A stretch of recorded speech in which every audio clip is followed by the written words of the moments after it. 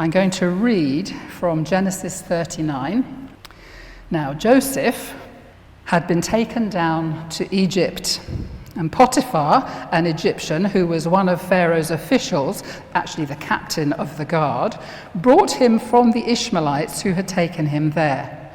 The Lord was with Joseph, so that he prospered, and he lived in the house of his Egyptian master. And when the master saw that the Lord was with him, and that the Lord gave him success in everything he did, Joseph found favor in his eyes and became his attendant. Potiphar put him in charge of his household, and he entrusted to his care everything he owned. From the time he put him in charge of his household and all that he owned, the Lord blessed the household of the Egyptian because of Joseph. The blessing of the Lord was on everything Potiphar had, both in the house and in the field. So Potiphar left everything that he had in Joseph's care, and with Joseph in charge, he did not concern himself with anything except the food he ate. Now Joseph was well built and handsome, and after a while his master's wife took notice of Joseph and said, "Come to bed with me." But he refused. "With me in charge," he told her, "my master does not concern himself with anything in the house. Everything he owns he has entrusted into my care. No one is greater in this house than I am. My master has withheld nothing from me except you, because you are his wife. How then could I do such a wicked thing and sin against God?" And though she spoke to Joseph day after day, he refused to go to bed with her or even to be with her. And one day he went into the house to attend to his duties, and none of the household servants was inside. And she caught him by the cloak and said, "Come to bed with me." But he left his cloak in her hand and ran out of the house. And when she saw that he'd left his cloak in her hand and had nothing like a woman scorned and had run out of the house, she called her household servants. "Look," she said to them, "this Hebrew has been brought to us to make sport of us. He came in here to sleep with me, but I screamed. And when he heard me scream for help, he left his cloak beside me and ran out of the house." And she kept his cloak beside her until his master came home. And then she told him the same story, which we won't repeat. So moving on to verse 19. When his master heard the story, his wife told him, "This is how your slave treated me." He burned with anger. Joseph's master took him, put him in prison, the place where the king's prisoners were confined.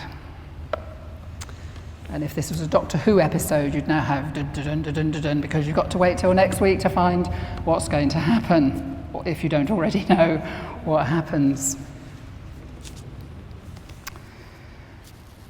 I'm currently reading a book. I get given books occasionally to review for the Baptist Union, and I've been given a book about how women are trained in theological colleges and how they're trained to preach. And I'm actually quite glad I didn't train in a denominational college now, well, now I've read this book. But the bit I've just read says that women preachers should preach about women in the Bible. And I thought, no way. I mean, I've been asked to preach on Joseph. This is in another church. I've been asked to preach on Joseph. How can I just say, no, I'm going to preach about women? So I ignored that. But I thought after a while, just for a bit of fun, what might I say about Joseph's women? And thinking of that did indeed turn into a sermon, which you're now going to get the benefit of. There are actually at least 9 women that we know of in Joseph's life. 9. So if you get bored, you can start thinking now, who are they all? And see if you can get to them before I get there. I'm assuming you know the story of Joseph. I can't really ask you, does anybody not know? Put your hand up, because that would be very embarrassing. A young man, long time ago, very favoured. His father spoilt him, and his brothers betrayed him and sent him to Egypt. That's basic so far in the story. Joseph faced 3, maybe 4, depending on how you count them, very, very dark points in his life. So he was a favoured son, and he had dreams of his parents, his brothers and his parents, bowing down before him. And he didn't hesitate to share them with his brothers and his family, which is not something guaranteed to win friends and influence people. So sometimes people read the Bible and say, oh, it says we must do that. No, it's not saying do that. It's saying this was not a good idea. This is actually something that he did. He was subsequently betrayed and left to die in an empty cistern in the desert. You're not going to last long there. Dark place 1. He's rescued by his eldest brother Judah, but sold as a slave and taken to Egypt. What price his dreams now? I wonder if he thought on every step down in that long journey to Egypt, I must have been wrong. I must have been wrong. And after Potiphar's wife, which we've just read, he's thrown into prison, and I can't honestly decide which is worse, to be betrayed by your brothers and left to die, or committed to prison for something you didn't do, and where death is a strong possibility. I can't decide which is worse. I mean, what a low point. Doesn't describe it. And I think the third low point must have surely been when he interpreted the dreams of 2 men. One was released as he'd foretold correctly, and he said, remember me when you get out. And the guy didn't. And he was left there to rot for 2 years. At least 2 years. I can't help being reminded of Andrew Malkinson, thrown into prison for a rape he didn't commit, and where he languished for 17 years, although he could have been released after just 6.5. Terrible things happen in this world of ours. Joseph, however, is eventually released, rises to a place of honour in Egypt. So the first woman we've just read about, now weirdly, she's a lady whose actual name we don't know. This happens a lot in the Bible. The men are often named and the women rarely are. Sometimes they are, but she's just Potiphar's wife, so maybe to be polite we ought to call her Mrs. Potiphar. Mr. Potiphar was the captain of the Pharaoh's guards, quite an important person, so I guess we ought to call him Captain Potiphar. And Mrs. Potiphar decided to treat herself to a bit on the side. What else is a rich, bored wife supposed to do with herself? Where was the husband? Why wasn't he paying her more care and attention? One asks oneself. Anyway, she saw this young, strong, delightful man, a bit of a hunk, we might say today, who she thought was totally fair game, who was bound to be willing, because he was, after all, just a slave. She importuned him not just once, but day after day. He made sure he kept out of her way, but in the end she managed to trap him. I guess she was attempting to be very seductive. I don't know how to do these things. I don't know how to be seductive, but I think she was probably being very seductive as she took hold of his cloak. And you can imagine it on a film, what they do with that today. But he fled the scene, unlike films today. And he got away, leaving his cloak behind. I want to ask you this. What would have happened if he'd given in? How long would the affair lasted, do you suppose? What would have happened when she tired of him? Or more to the point, he was a captain of the guard. If he didn't find out, we know there's always a last to hear, but seriously, sooner or later he would have been found out. Things have a way of getting out. The other day in a prayer meeting I have each morning, we read from Luke 12, verses 2-3, and Jesus said this to his disciples: "Beware of the yeast of the Pharisees, that is their hypocrisy. Nothing is covered up that will not be uncovered, and nothing secret that will not become known. Therefore, whatever you have said in the dark will be heard in the light. and whatever you have whispered behind closed doors will be proclaimed from the housetops. It makes me think of those high-up people involved with Epstein who thought their WhatsApp messages were encrypted and safe.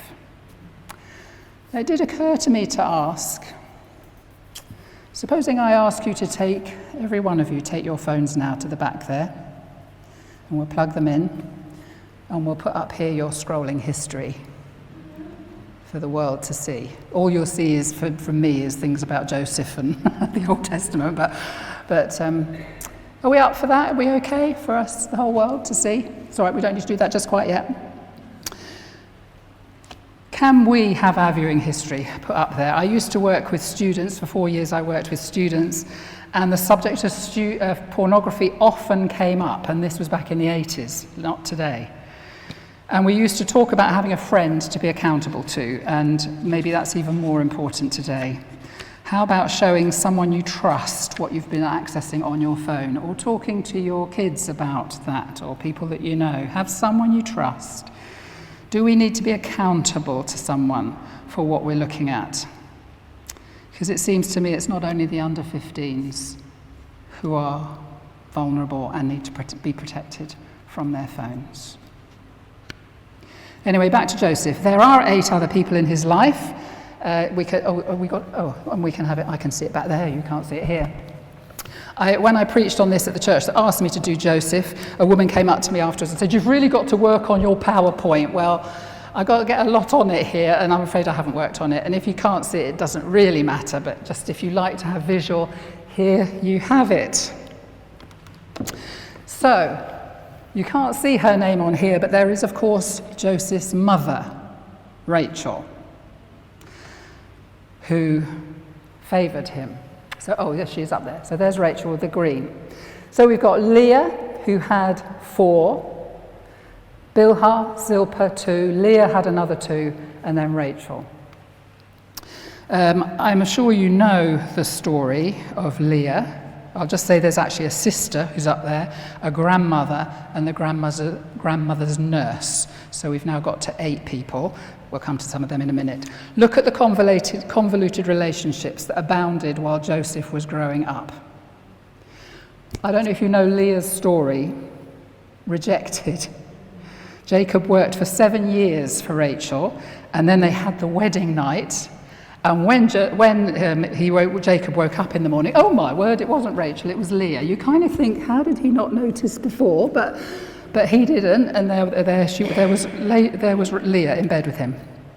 So Laban, the father said, just finish the wedding time for the week, and then you can have Rachel, and for her you can work for me for another 7 years. How do you think Leah felt?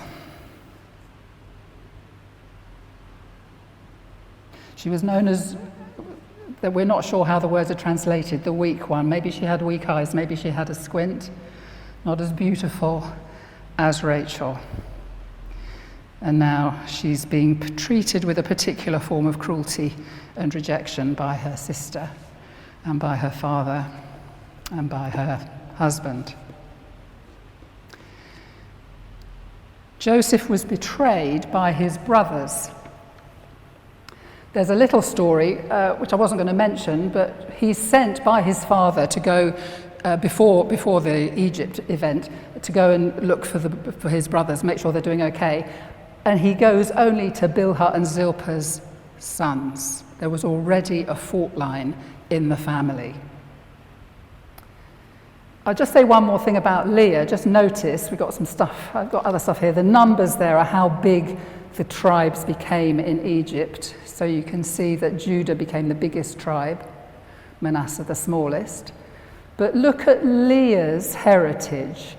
Levi, her 3rd son, were the priests. And from her came Moses, Aaron, and eventually Zechariah, Elizabeth, and John the Baptist. Judah, her 4th son, from him came Caleb, the line of David, and Jesus himself. I think we sometimes forget and think maybe Jesus came from Rachel. He didn't, he came from Leah. Rachel did get Joshua and Deborah, and also through Benjamin, Gideon and Saul. But the key line comes via Leah. She was betrayed by father, husband and sister, but she was not rejected by God. It seems that Joseph's grandmother Rebecca was a forceful character, and I hope her nurse, who was called Deborah, was a kind and nurturing presence for young Joseph, because I'm quite sure he needed it, even though his parents spoiled him rotten. Deborah's given just one verse in Genesis which describes her death, and I wonder if that was actually another loss for Joseph.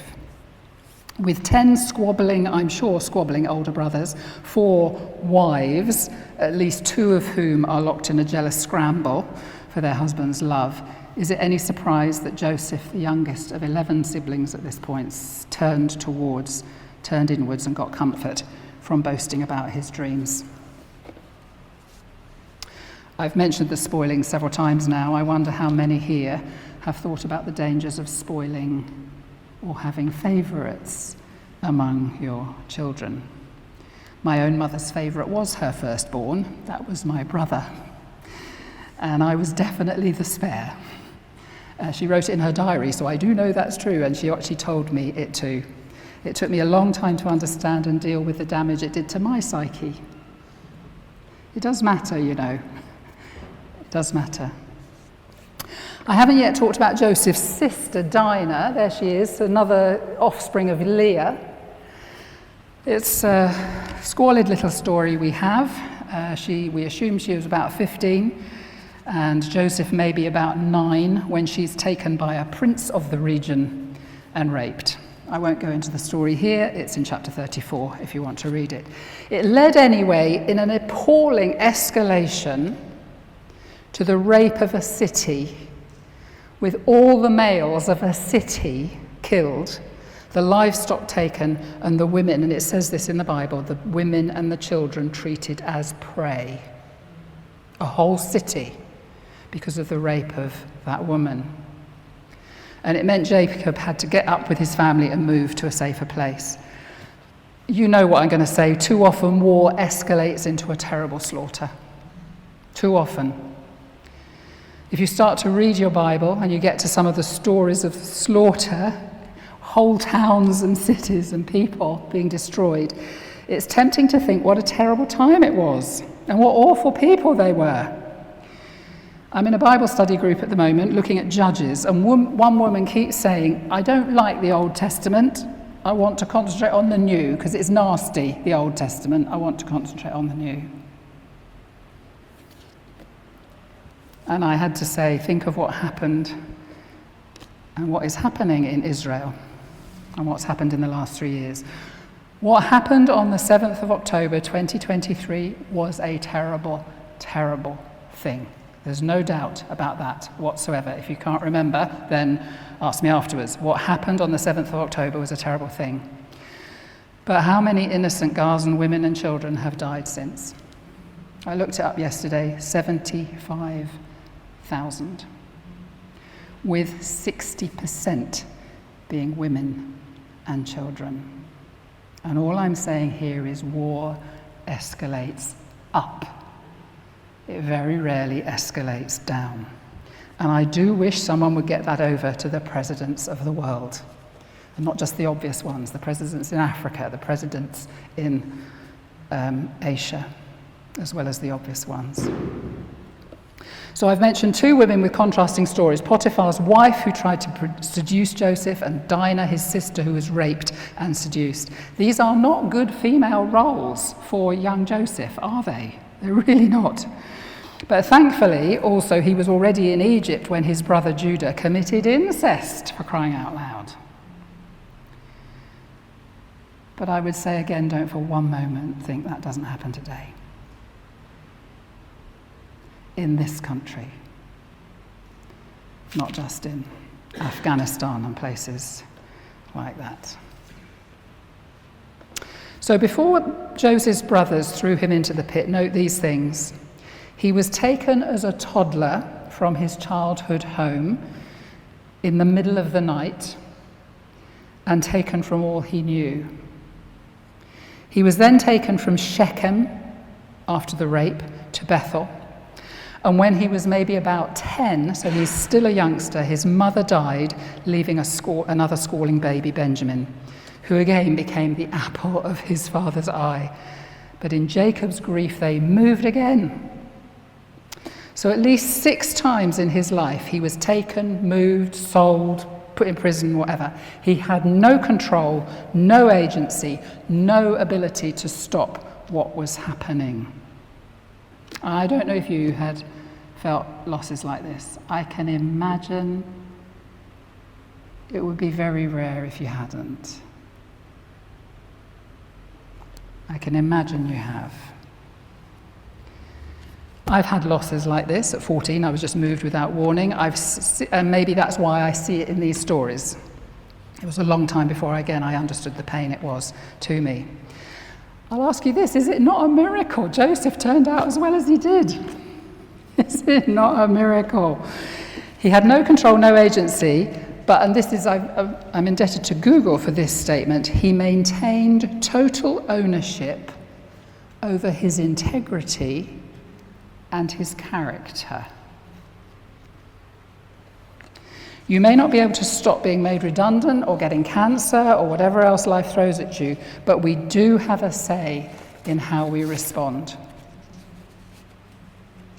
Joseph never once, it seemed, failed to do the best he could in the circumstances. He rose in Potiphar, you can take that down there. He rose in Potiphar's household, was thrown into prison. He had to stay in prison, but rose in the warder's estimation. So he was ready when the time came, and he was finally released to take the highest position in the land. God was with him, both in the great and the small. And it seems to me, as I thought about this, Joseph's life could well mirror many of the stories of our young people today. Maybe not in Caversham, maybe in some parts of Caversham. Broken relationships, multiple stepfathers and mothers. I lived in the East End for 16 years, I tell you, it was rife. I wonder where our young people today and where we find our refuge. If we are faithful in the small things, we learn how to be faithful in the big things. God will be with us. It's never too late to start, and it is possible to rise above the most appalling of family backgrounds. I was asked to preach this first in a little church called John Bunyan in Oxford. And as I was preparing, it suddenly occurred to me that John Bunyan would be probably 3/4 full of West Indian and African heritage people who would all have a history of slavery in their families. Not so many here today. But I thought, oh my word, I'm going to have to be really careful as a white, middle-class, privileged woman if I start. And Joseph's story is about slavery, isn't it? But actually, you know, it wasn't those people that came up to me after the sermon. They've got a group there of people who are in therapy groups, recovery groups for drug and alcohol. And it was those people that came up to me afterwards and said, oh wow, I'm not bound by what's happened to me. It was them that caught the story of Joseph. We don't have to be bound by what's happened to us. There's one more woman, the 9th woman. I think I've got to 9. Anybody know who she was?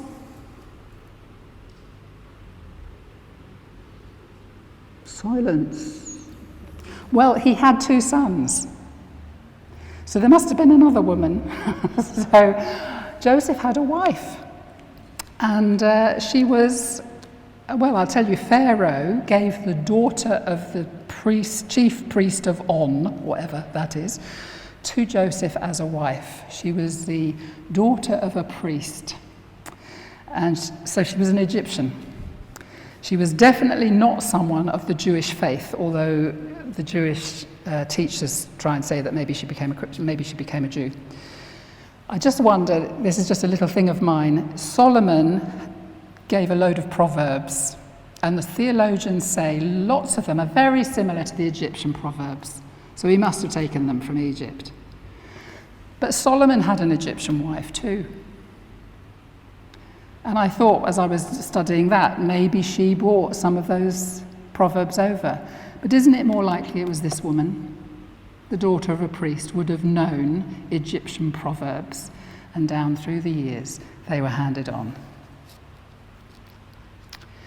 Note, nearly lastly, Joseph never got home, wherever home and whatever home meant to him. He made his home where he was, in Egypt, and he died there. So the message for us today, it doesn't matter who you are, it doesn't matter where you come from, it doesn't matter what has happened to you actually. It hurts and it has to be dealt with, but God knows you and your story, and if you put yourself into his hands, he can use you and bless you. Bad things happen to good people. Bad things will undoubtedly have happened to you. We're only called to do the best we can before God, and God will use us. At the end, Joseph of the story, Joseph says to his brothers in chapter 50, verse 20, he says this, "Even though you meant to harm me by throwing me into the pit and selling me to the slave traders, yet God has used it for good." Not God did it. You did it to harm me, but God has used it for good by saving not just one nation, but many in the famine that was there at that time. Just as years later Mordecai says to his cousin Esther, "If you don't act, be sure deliverance will come from some other place, but perhaps you have come to royal dignity for such a time as this."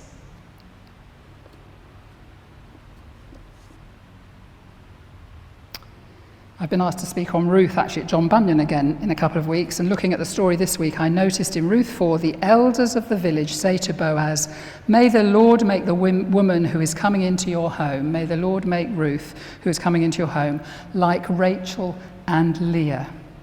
Through the offspring the Lord gives you, may your family be like that of Perez, whom Tamar bore to Judah." And that's another horrible story involving a woman. But God and, in fact, the Jewish people did not forget the despised Leah or the ill-treated Tamar. If you know the story of Joseph, you'll know there's a complicated bit at the end where his brothers come for food, and as he forecast all those years before, they bowed down before him, not knowing who he was. We haven't got time to read the story.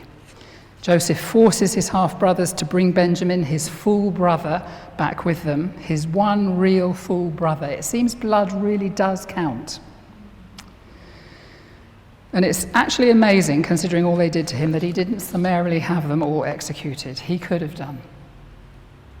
But he wanted to make sure they had changed, and he was full of love and emotion, and it's worth reading those last chapters of Genesis. He cried tears of joy and compassion, and eventually he revealed himself to them. Do you hear at all echoes of Jesus here, our Lord Jesus Christ? He came voluntarily, yes, but people betrayed him and beat him and killed him. Jesus could have blasted everyone with fire from God, but he was full of love and pity. They, the chief priests and the Romans, meant it for evil. But God used Jesus' death and resurrection to free the world. That's you and me.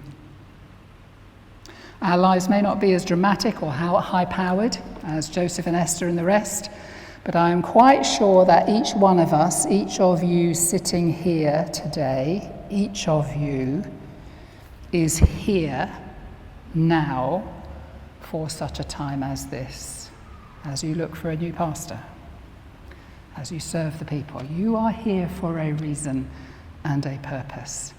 So let's serve as best we can, and know without a shadow of a doubt that no matter what happens, God will be there before you and beside you.